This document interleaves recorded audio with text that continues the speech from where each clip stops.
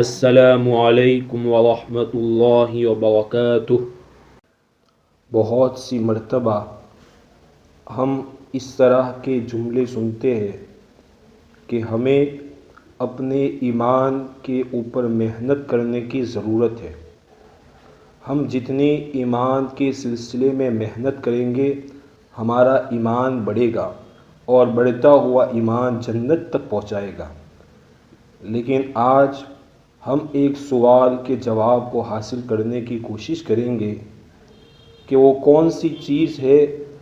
جس کی بنیاد کے اوپر انسان کے ایمان میں بڑھوتری ہوتی ہے، انسان کے ایمان میں اضافہ ہوتا ہے، ایمان کو قوت اور نورانیت نصیب ہوتی ہے۔ اس چیز کو ہم تلاش کریں گے اور پھر اسے مضبوطی سے تھامنے کی کوشش کریں گے۔ اس سوال کا جواب حاصل کرنے کے لیے سورہ انفال کی آیت نمبر 2، اس میں ہمیں اس سوال کا جواب ملتا ہے۔ اللہ پاک فرماتے ہیں، اعوذ باللہ من الشیطان الرجیم، بسم اللہ الرحمن الرحیم، وَإِذَا تُلِيَتْ عَلَيْهِمْ آيَاتُهُ زَادَتْهُمْ ایمانا۔ اس آیت مبارکہ کا ترجمہ یہ ہے کہ ایمان والوں کے سامنے جب اللہ کی آیتیں پڑھی جاتی ہیں تو وہ آیتیں ان کے ایمان میں اضافہ کرتی ہے، ان کے ایمان کو اور ترقی دیتی ہے۔ زادتہم ایمانا، گویا اس آیت مبارکہ سے ہمیں یہ سبق ملا کہ اللہ کی آیتوں میں تدبر کرنا، اللہ کی آیتوں میں غور و فکر کرنا، اللہ کی آیتوں کے معنی کو سمجھنا، یہی وہ چیز ہے جس سے انسان کے ایمان میں قوت نصیب ہوتی ہے، ایمان میں ترقی ہوتی ہے۔ جب انسان اللہ کے کلام کو سمجھ کر پڑھے گا تو بہت سی مرتبہ ایسی باتیں بھی اسے نظر آئے گی جو چیز اس کی مرضی کے خلاف، اس کی محبتوں اور دوستیوں کے خلاف اللہ کی کتاب اور اس کے رسول کی ہدایت میں ملے گی، اور آدمی ان چیزوں کو جان کر پھر مان کر فرمان خدا اور رسول کو بدلنے کی بجائے اپنے آپ کو بدل دے گا اور اس کی قبولیت میں تکلیف کو برداشت کر لے گا، تو اس سے آدمی کے ایمان میں قوت نصیب ہوگی۔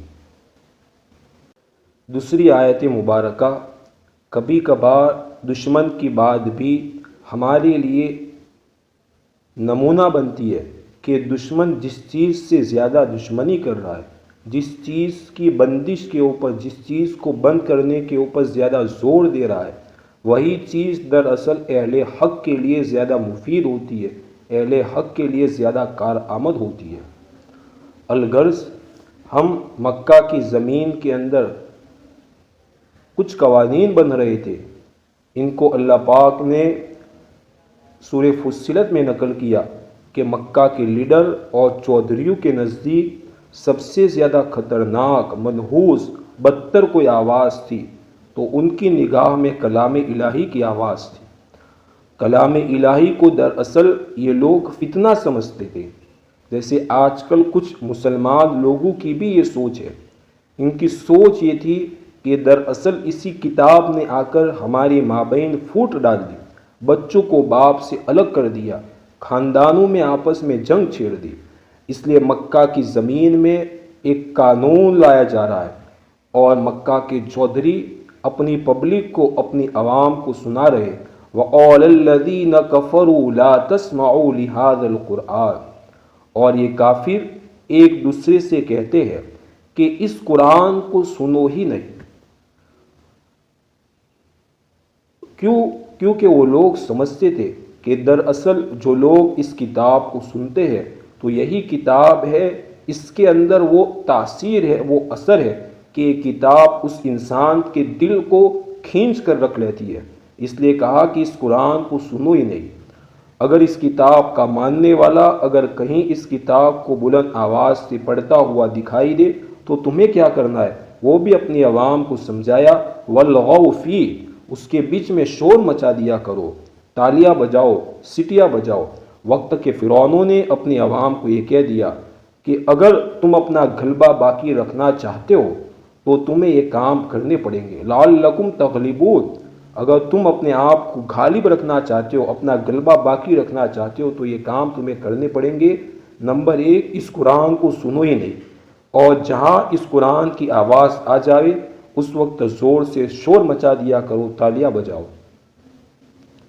اس سے ہمیں کیا معلوم ہوا؟ یہی چیز تو معلوم ہوئی کہ اس قرآن میں اللہ پاک نے وہ تاثیر رکھی ہے جو انسان کے ایمان میں ترقی کرے، انسان کے ایمان میں قوت دے۔ لہذا آج ہم میں سے ہر ایک یہ عہد کرے کہ انشاءاللہ اس کتاب کے الفاظ کے جاننے تک ہم اپنی ذات کو محدود نہیں رکھیں گے، بلکہ اس کلام کے الفاظ کو جاننے کے بعد اس کلام کے معانی کو بھی سمجھنے کی کوشش کریں گے۔ اللہ پاک ہم میں سے ہر ایک کو قرآن کا صحیح فہم نصیب فرمائے، قرآن کو صحیح سمجھ کر پڑھنے کی توفیق نصیب